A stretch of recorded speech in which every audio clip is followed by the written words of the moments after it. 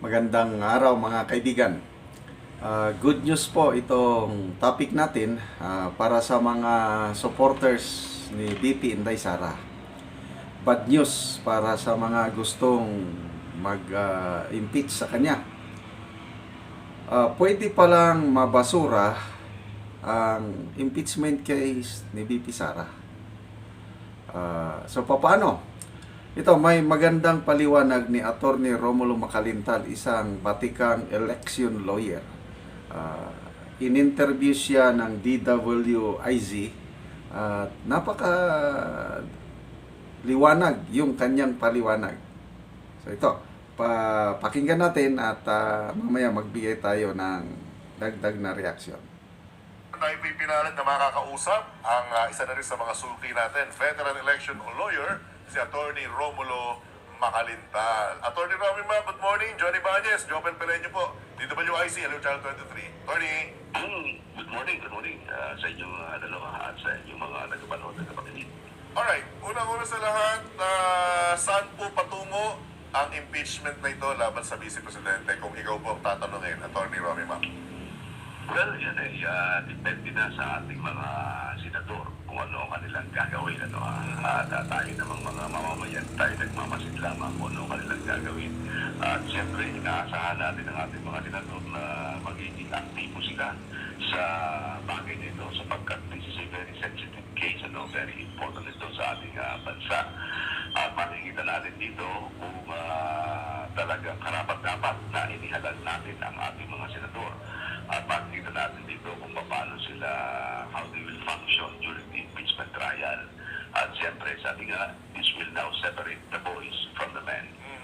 At isa pang controversial na Attorney Romulo, kaya talagang pinilit kitang ma-interview ngayong umagang ito, ang akala po namin, ako in particular, Kuya Jopel, mga kabalitan-kabalitaktakan, na ganun lang kasimple na kung sino yung mananalong kandidato bilang senador sa susunod na session, automatic na silang magiging senator judge. Hindi po pala.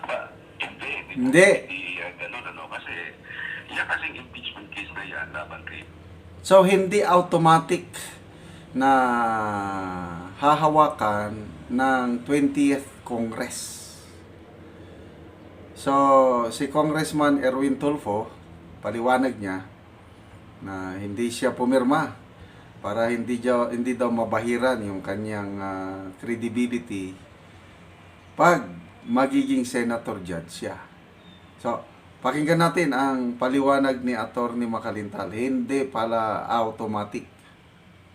Kay DC Presidente Sara Duterte, Opo.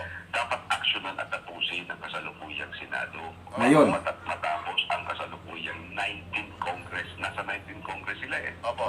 So, hindi po pwedeng tumawid ng gano'n na lamang ang kasong yan sa susunod na Congress at 20th Congress kung saan may mga bago ng mga senador o may mga re-elected Congress. Ang ibig sabihin ay nababago ang komposisyon ng nasabing Senado.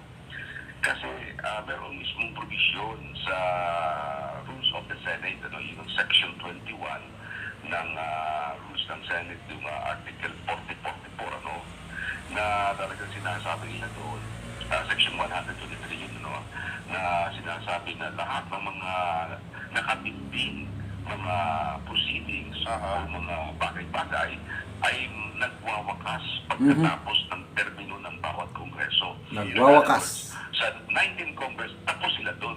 Tapos lahat yun. Although sa 20th Congress, pwede namang talakayin ng bagong Congress, ng bagong Senado. Ngunit, ituturing na parang bagong file lamang yun. Na as if it was just presented for the first time. So para bang lumalabas pagka sa susunod na Congress at itutuloy nila yun, sasabihin, bago lang ito. So pag ginawa nila yun, medyo delikado kasi sasabihin naman ng kampo ni Sara Duterte, hindi na po pwede yan. That is now a new case. And you cannot file impeachment case against me for another case within a period of 1 year. Kasi mayroong ganung 1 year prohibition. Kaya yun ay medyo delikado kung kahihintay nila. At yung rule na yan ng Senate, yan ay pinagtibay din ng ating Korte Suprema. Sa may kaso yan yung Garciliano versus Comelec at saka Javier versus Senate, na kung saan sinabi ng Korte Suprema na lahat nga ng mga all pending matters and proceedings shall terminate upon the expiration of the Congress, of one Congress. So, delikado yun kung anong mangyayari. Kaya kailangan, kung sa ako tatanungin kung gusto na ituloy yan, simulan nila ngayon. Hindi mo pwede maghintay ng June 2. Kasi pagdating ng June 2, gagawa pa sila ng rules and regulations. Na panibago. Magpapublish pa sila dyan. Aray. At ang publication yan, kaya mga 10 days, sa official gazette o kaya sa 2 newspapers of general circulation. Then pagkatapos yan, ino-notify pa nila si Sara para sagutin yan within a period of 10 days. Alright. And So, then, tapos, yung prosecutor, may karapatan din sumagot within a period of 5 days. So, medyo matagal. mahaba. At tama rin po ba, Atty. Romy Mac, na hindi rin po siya pwedeng i-refile within this year? Oo, walang refiling yan. Kasi sabi nga ng ating saligang batas, ang isang impeachable official, pwede mo lang mag-initiate ng impeachment proceedings sa isang beses lamang sa isang taon. Ay ito, na-initiate na, kasi ibig sabihin ng initiation, nanggaling na sa House of Representatives, nasimula na sa House of Representatives. Pag nasimula na yun doon, at naisang pa nga sa Senado, abay hindi ka na pwedeng mag-refile ng panibagong kaso. Kasi kahit na yan pa rin ang kasong andoon, para bang panibagong kaso yan, para refiling ang mangyayari.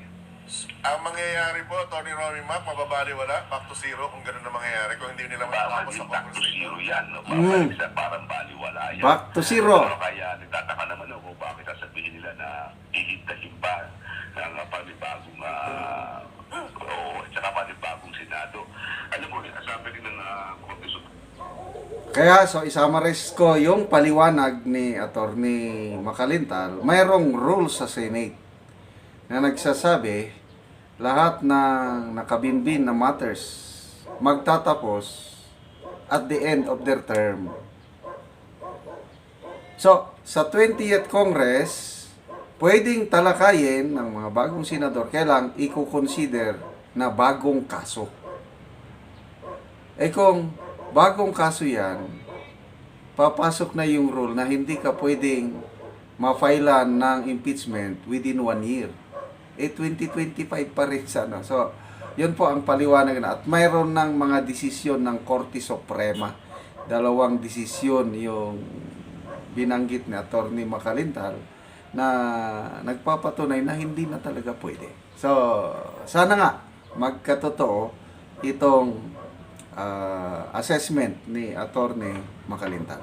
Okay mga kaibigan, salamat sa inyong palaging panonood sa ating channel. Namo-monetize tayo dahil sa inyo at itinutulong natin ang ating income pagtulong sa Talandig Tribe sa Bukidnon.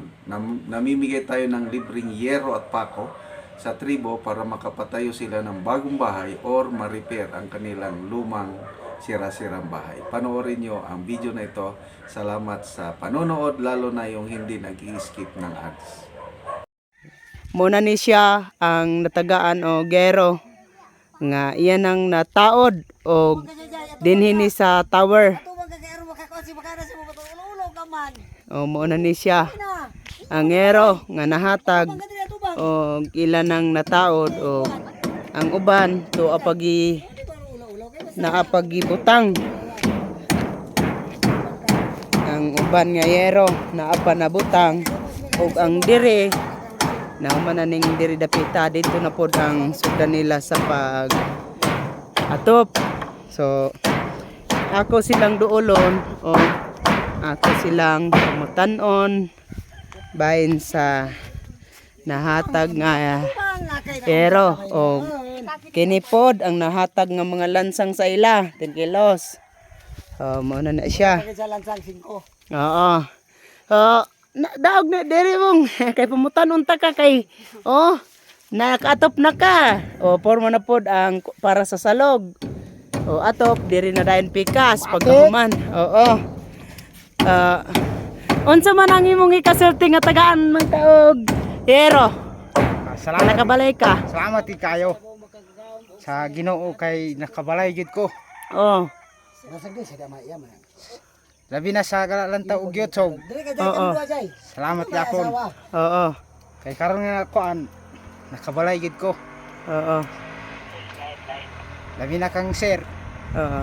Salamat kayo sir kay gitagaan mi nimo giro. Oo. Labi na sa Ginoo kay kabalay gid ko. Oo. Panalanginan.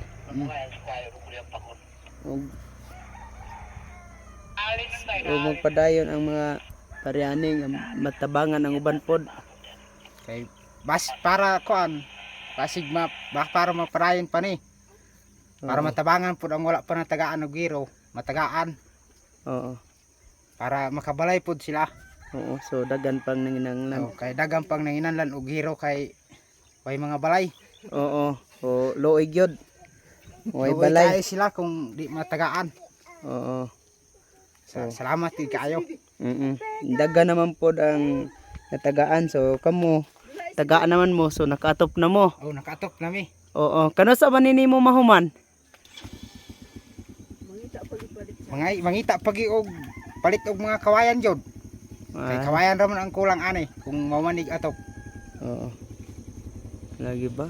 Oo, man naman sad ang atop, at least nga dili na mo matuluan. Oh, Oo, kay nakabalay naman mo og bag-o. bag-o na nga hero. Oo. Oo, na ni siya. So, kana tabang. Oo, tabang o kuan. Salamat sa Ginoo nga ba human na gid siya, di na gid matuluan. Oo. Salamat sa hero sa nagpipay Oo. So, nagtabang. Panalangin. Panalangin. Oo. So, salamat. Salamat gid kayo. Oo, sige, salamat.